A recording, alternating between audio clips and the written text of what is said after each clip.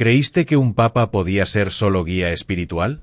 Rodrigo Borgia, sentado solo en su lecho frío del 18 de agosto de 1503, ya no dictaba órdenes, ni veía lujos, ni escuchaba alabanzas.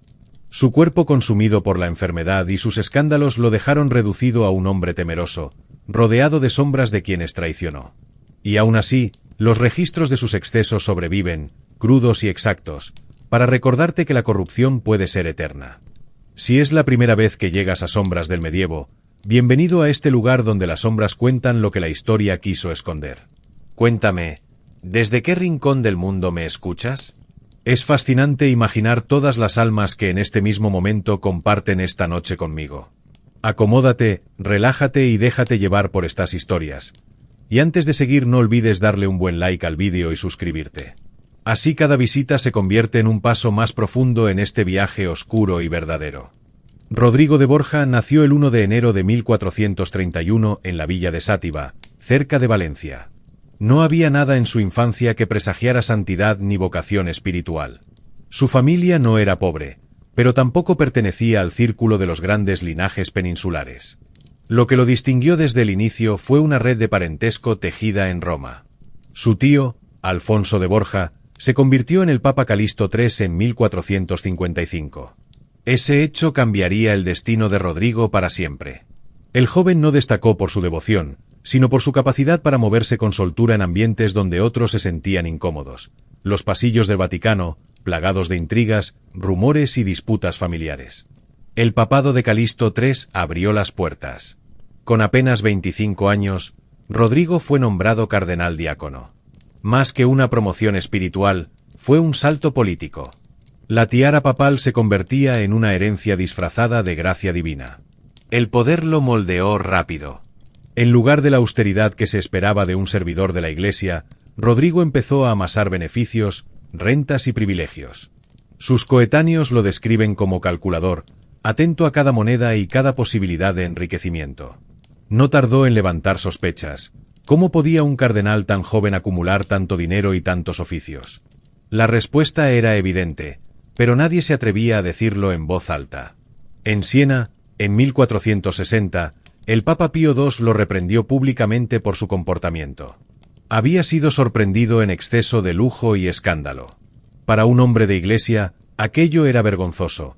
Para Rodrigo, fue apenas un tropiezo que lo enseñó a encubrir mejor sus pasos. Esa fue su primera gran herida, la certeza de que no podía mostrarse nunca como era en público. Debía ocultar, manipular y aparentar una virtud inexistente. ¿Cómo reaccionó Rodrigo ante esa reprimenda papal que pudo arruinarlo de por vida? Durante los años siguientes, Rodrigo perfeccionó su habilidad para navegar en dos mundos paralelos. En la superficie, mantenía la imagen de príncipe de la Iglesia.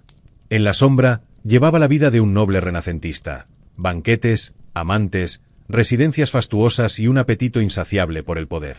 En 1474 inició una de sus relaciones más duraderas con Vanoza Catanei, una noble romana.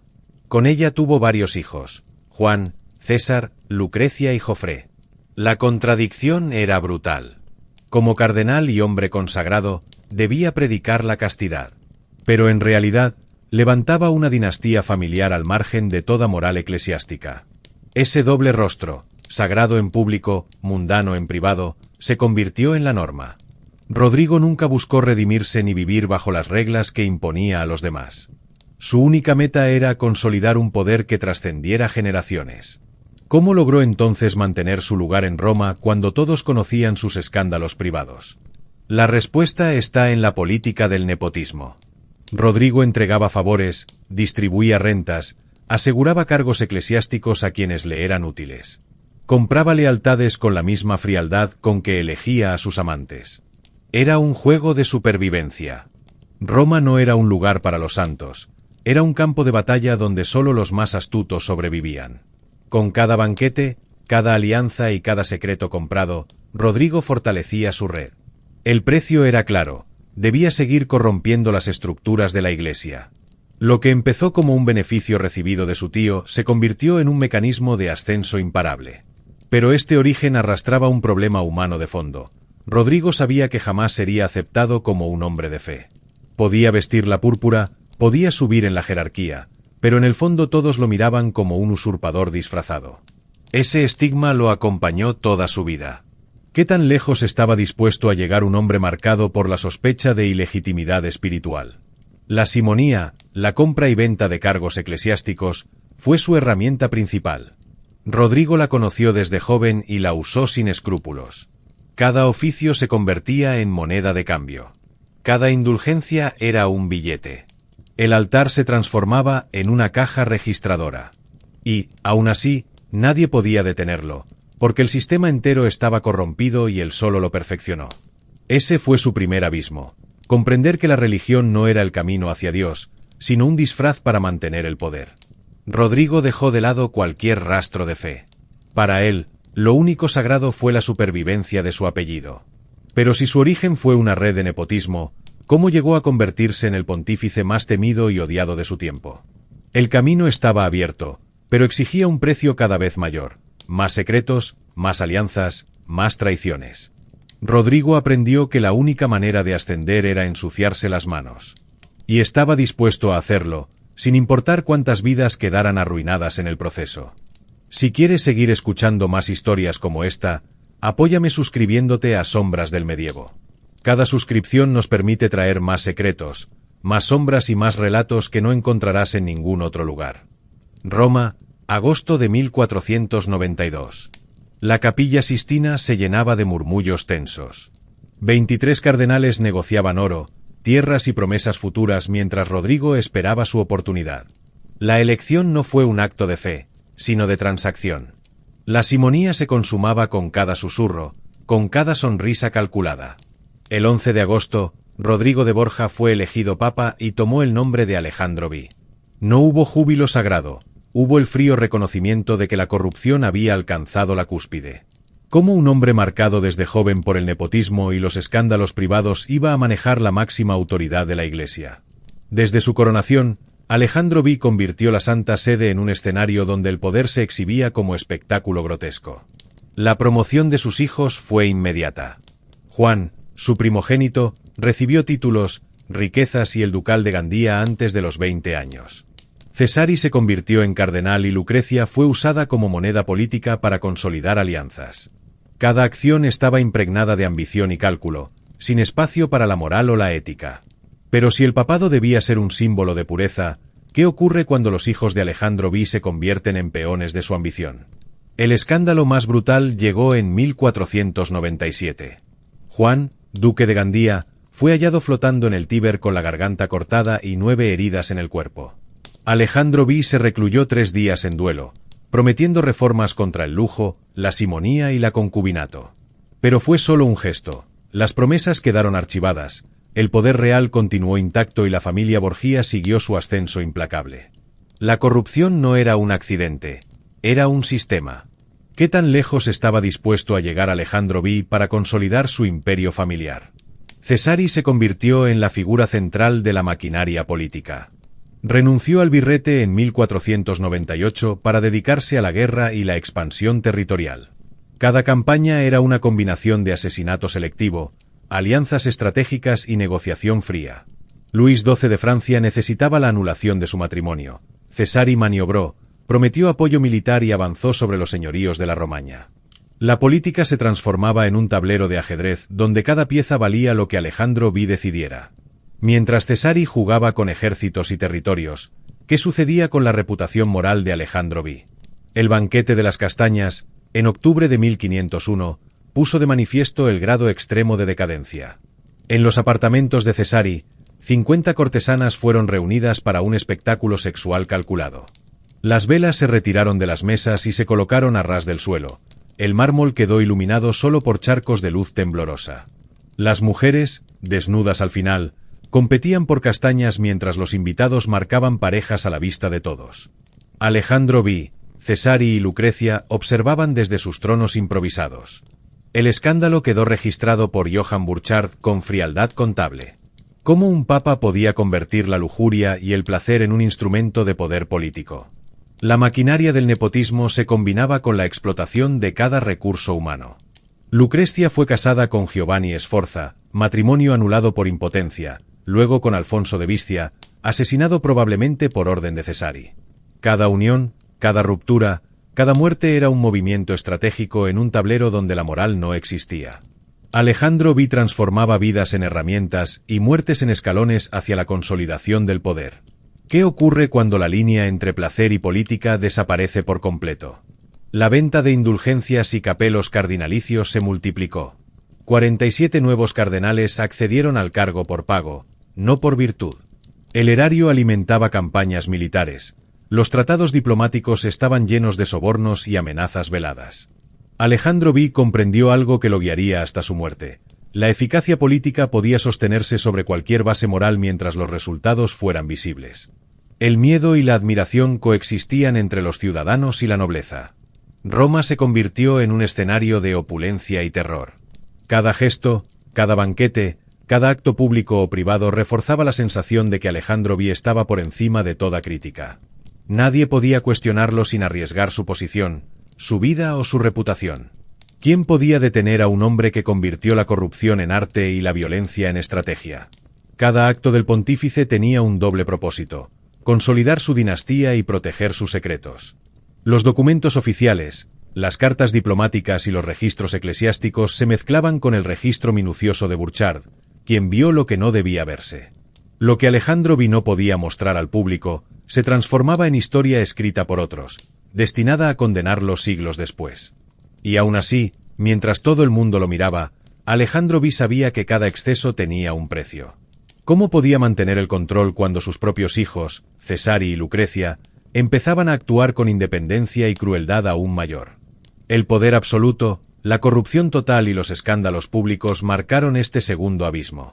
Alejandro V no solo ascendió, transformó Roma en un escenario donde la inmoralidad se normalizaba, donde la muerte y la lujuria se utilizaban como instrumentos políticos, y donde cualquier escrúpulo se consideraba una debilidad. Este es el momento donde el papa más pervertido de la historia consolidó su reputación, no como hombre de fe, sino como maestro de manipulación, terror y espectáculo. Y aún no habías visto lo peor. ¿Quieres seguir viajando por estas sombras con nosotros? Suscribirte a Sombras del Medievo es la manera de acompañarnos en cada relato y asegurarte de que cada historia llegue a ti sin que nada la detenga. Para entender la magnitud de la corrupción de Alejandro V, es necesario mirar el contexto histórico y comparar con otras épocas y líderes. El Renacimiento italiano era un terreno fértil para la ambición sin límites. Los estados pontificios no eran un territorio neutral, eran una monarquía disfrazada de institución religiosa. La acumulación de riqueza y poder se medía en títulos, territorios y matrimonios estratégicos, no en santidad ni virtud. Alejandro V no fue un caso aislado. Varios papas renacentistas operaban bajo lógicas similares, pero lo llevó a un extremo que pocos se atreverían a repetir. Pío II, quien lo reprendió en Siena en 1460, se mostró siempre preocupado por la moral de la Iglesia, aunque no pudo evitar que la corrupción avanzara en paralelo. El mismo César Borgia se convertiría en modelo político para Maquiavelo, porque supo combinar crueldad y eficacia en la gestión de territorios y alianzas. ¿Qué diferencia a Alejandro V de otros pontífices más tradicionales que lo precedieron? El nepotismo era común, pero Alejandro lo institucionalizó. Sus hijos recibían cargos eclesiásticos y se movían como príncipes seculares dentro del Vaticano. Lucrecia no fue solo una hija, fue un instrumento político en matrimonios, alianzas y hasta asesinatos selectivos. La manipulación familiar y la explotación del sexo como herramienta de poder son rasgos que, hasta ese momento, se habían observado en monarcas seculares, pero raramente en un papa. Y aún así, ¿cómo logró que estas prácticas extremas parecieran parte de la normalidad política? El registro meticuloso de Johann Burchard permite medir la crudeza de estas acciones sin exageración literaria. Cada banquete, cada escándalo sexual, cada promoción de hijos y aliados queda documentado con fechas, nombres y lugares. Capilla Sistina, cónclave de 1492. San Pedro, coronación 26 de agosto de 1492. Tíber, muerte de Juan, 1497. Apartamentos de Cesari, 31 de octubre de 1501. La documentación muestra un patrón sistemático. No eran actos aislados, sino parte de una estrategia de poder calculada con precisión milimétrica. Comparar a Alejandro V con líderes seculares de la época revela que la Iglesia podía funcionar como un reino paralelo. Mientras Carlos VIII de Francia avanzaba con sus campañas militares, Los Borgia consolidaban riqueza y control territorial desde Roma. Las indulgencias, los cargos vendidos y los matrimonios estratégicos permitieron que la familia permaneciera al margen de la moral pública, pero plenamente dentro de la lógica del poder. El contraste con otros papas renacentistas, incluso con aquellos que mostraban cierta austeridad, como Sixto IV o Pío II, es evidente. Alejandro V no solo acumuló riqueza, sino que transformó la moral, la sexualidad y las relaciones familiares en un instrumento político.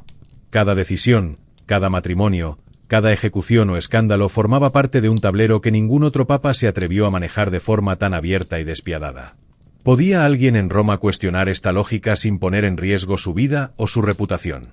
Aquí se demuestra que la decadencia de Alejandro V no era producto de la locura individual, sino de un sistema que él supo explotar al máximo.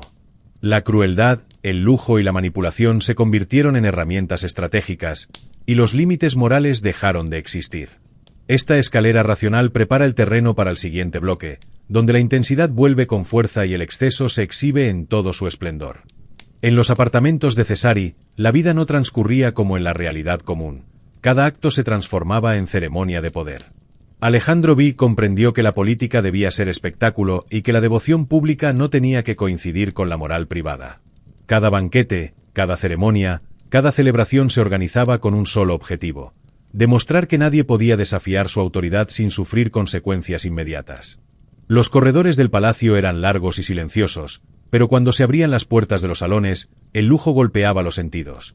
Tapices de oro, frescos que mezclaban escenas paganas y cristianas, aromas intensos de incienso y perfumes exóticos. Aquí se recibía a nobles, cardenales y diplomáticos, pero también se creaba un escenario donde la sexualidad y el poder se entrelazaban de manera explícita. ¿Cómo podía un papa, supuestamente guía de la moral cristiana, convertir la lujuria en instrumento de control? El 31 de octubre de 1501 se celebró el llamado Banquete de las Castañas. 50 cortesanas fueron reunidas en los apartamentos de Cesari. La luz de las velas caía a ras del suelo, dejando áreas de sombra entre charcos de luz temblorosa. Las mujeres se movían desnudas sobre el mármol, compitiendo por castañas mientras los invitados, nobles y cardenales, observaban y marcaban parejas. Alejandro V, Cesari y Lucrecia no solo miraban, participaban en el juego, dirigiendo la escena como directores de un espectáculo grotesco. Cada detalle estaba calculado. ¿Qué mensaje enviaba Alejandro V a Roma y a Europa con semejante despliegue?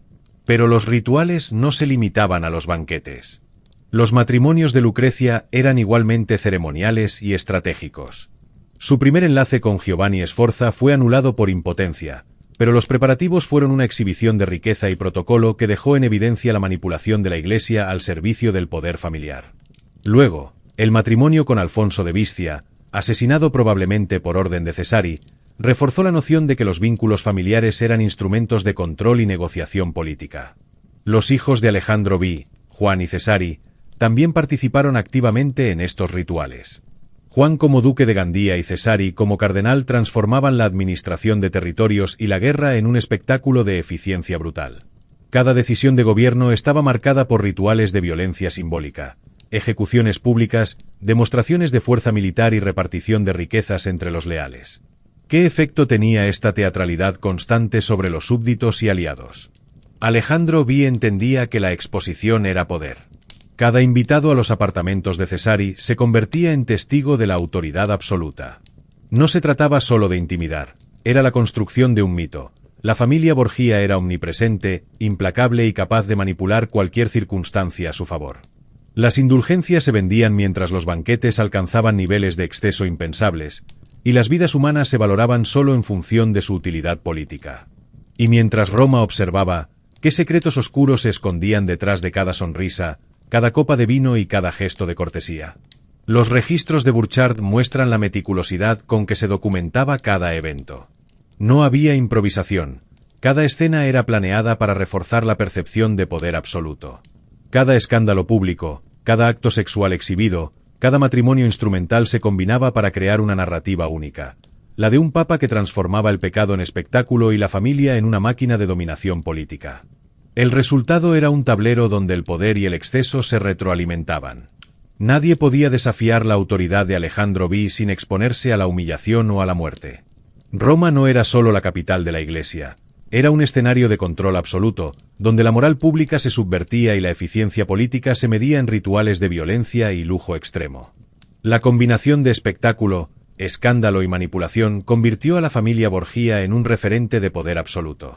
Cada invitado, cada cortesana, cada diplomático aprendía rápidamente que la obediencia y la admiración eran obligatorias, y que los límites de lo permitido se definían solo por la voluntad del Papa y sus hijos. El poder de Alejandro V no se limitaba a los apartamentos privados o a los banquetes, su influencia se extendía a toda Roma. Cada decisión, cada decreto, cada matrimonio y cada ejecución representaba un ataque silencioso a las estructuras tradicionales, a la moral y a la autoridad que otros papas habían tratado de mantener.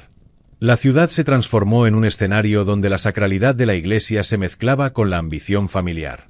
Los palacios y templos, antes símbolos de fe y devoción, se convirtieron en extensiones del poder Borgia. Los ritos sagrados eran reinterpretados como herramientas de control. Alejandro V comprendió que para consolidar su dinastía, debía romper los códigos que hasta entonces habían limitado a los pontífices. ¿Qué ocurre cuando la autoridad espiritual se convierte en instrumento de dominación política y espectáculo? El 31 de octubre de 1501, durante el banquete de las castañas, los límites de lo permitido se desdibujaron. Pero estos excesos no quedaban confinados a los apartamentos, se expandían hacia la ciudad.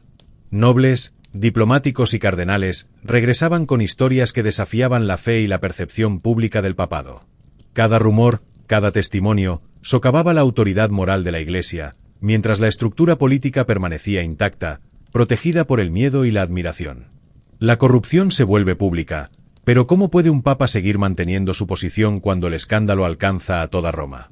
Alejandro V no actuaba solo. Cesari y Lucrecia se convertían en ejecutores del delirio de grandeza.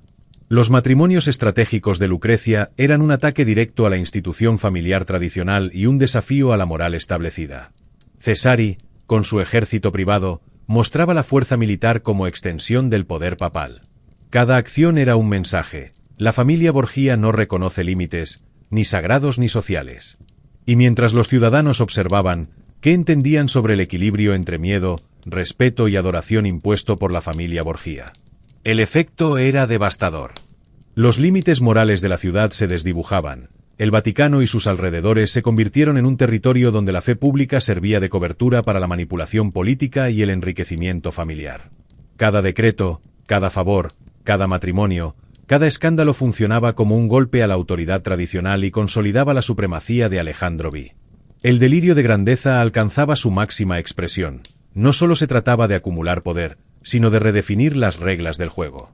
Roma era un tablero donde las normas religiosas y sociales eran maleables, y cada movimiento se ejecutaba con precisión calculada. La ruptura externa no era un accidente, era la estrategia central del pontificado Borgia. El poder absoluto de Alejandro V no solo se manifestaba en público, también se filtraba en la intimidad de su familia, donde secretos y contradicciones eran moneda corriente. La vida privada de los Borgia se convirtió en un terreno de manipulación, donde la sexualidad y la lealtad se mezclaban con la ambición política de manera explícita. Lucrecia Borgia, hija de Alejandro, era un ejemplo claro de esta dualidad. Desde niña, fue preparada como instrumento político, primero en matrimonios estratégicos, luego en alianzas y, finalmente, en la consolidación de poder de su familia. Cada enlace no era solo un contrato, sino un escenario de exhibición y cálculo. Su matrimonio con Giovanni Sforza, anulado por impotencia, mostró la brutalidad de la política familiar. Su segundo matrimonio con Alfonso de Bistia terminó en asesinato, probablemente ordenado por Cesari. Lucrecia no podía amar ni decidir. Su cuerpo y su voluntad eran propiedad del poder. ¿Qué sucede cuando una joven es convertida en peón de la política familiar desde su infancia? Cesari, por su parte, combinaba astucia política y violencia calculada. Su renuncia al birrete cardenalicio en 1498 para dedicarse a la guerra y la expansión territorial no fue un acto de devoción ni sacrificio, sino una estrategia para aumentar la influencia de los Borgia fuera de los límites eclesiásticos. Las ejecuciones selectivas, los asesinatos de rivales y la manipulación de alianzas se convertían en rutina. Cada acción reforzaba la percepción de un poder absoluto e implacable. Y mientras la familia mostraba su poder al mundo, ¿qué secretos oscuros permanecían tras puertas cerradas? El propio Alejandro V mantenía relaciones con múltiples amantes, la más destacada de ellas Julia Fares, conocida como Julia la Bella. Estos vínculos no eran solo personales, eran estratégicos. Las amantes se convertían en piezas de influencia, sus hijos en candidatos a cargos y territorios. El control sobre la intimidad era, en sí mismo, un instrumento de dominación política. La vida sexual y política de los Borgia estaba entrelazada de forma que cada acto íntimo se transformaba en escándalo potencial y herramienta de poder. La competencia por castañas, los banquetes sexuales y las alianzas matrimoniales eran actos ritualizados de control. Cada miembro de la familia debía participar, y la desviación de las normas internas era castigada, muchas veces con violencia silenciosa pero efectiva. ¿Qué tan profunda era la contradicción entre la imagen pública de piedad y la realidad privada de los Borgia? A pesar de todo el lujo y la ostentación, la psicología familiar estaba marcada por la paranoia y la desconfianza. Alejandro V sabía que el control de su poder dependía de mantener a todos bajo observación constante. Cada gesto, cada mirada, cada palabra podía convertirse en evidencia de traición, y cada traición era castigada con crueldad. La intimidad familiar se convirtió en un campo minado emocional. El amor se subordinaba al miedo y la lealtad al cálculo político. Este constante entrelazamiento de poder, escándalo y sexualidad hizo de los Borgia un ejemplo extremo de cómo la corrupción y la ambición pueden permear incluso los lazos familiares más cercanos. La sed de control, la necesidad de espectáculo y la explotación de los cuerpos y las emociones eran parte del mismo patrón, y cada secreto íntimo reforzaba la leyenda negra de la familia. La maquinaria de poder que Alejandro V había construido durante décadas comenzó a mostrar grietas irreparables tras su muerte, el 18 de agosto de 1503. La ciudad de Roma, habituada al espectáculo de exceso y terror, enfrentó de repente la ausencia del hombre que había definido sus límites morales y políticos. Sin el control férreo del Papa, la red de influencia de los Borgia comenzó a desmoronarse. ¿Cómo puede una familia que parecía invencible enfrentar la pérdida de su pilar central? Cesari, su hijo más astuto y calculador, no logró sostener la maquinaria que había alimentado durante años. Su poder militar y político, construido sobre asesinatos selectivos, alianzas estratégicas y explotación de la familia, se desintegró rápidamente. 4 años después de la muerte de Alejandro V, Cesari murió en España, aislado y derrotado, víctima de la misma ambición que había protegido y expandido. La caída de la dinastía Borgia no fue instantánea, pero sí inexorable. La astucia de Cesari no fue suficiente. ¿Qué errores lo llevaron a la ruina? Lucrecia, sobreviviente de tantos matrimonios y asesinatos ordenados por la familia, logró consolidar un título y cierta estabilidad en Ferrara, pero su vida quedó marcada por la sombra de los escándalos. La mujer que había sido peón y herramienta de su padre y hermanos jamás recuperó control sobre su propio destino. La ciudad de Roma, los cardenales, nobles y diplomáticos que una vez temieron y admiraron a los Borgia, pronto comenzaron a borrar sus nombres de la historia pública, mientras los archivos secretos vaticanos preservaban con frialdad cada registro escandaloso. Incluso los sobrevivientes de la familia no pudieron escapar de la sombra de la corrupción. ¿Qué lecciones deja esto para quienes buscan poder absoluto?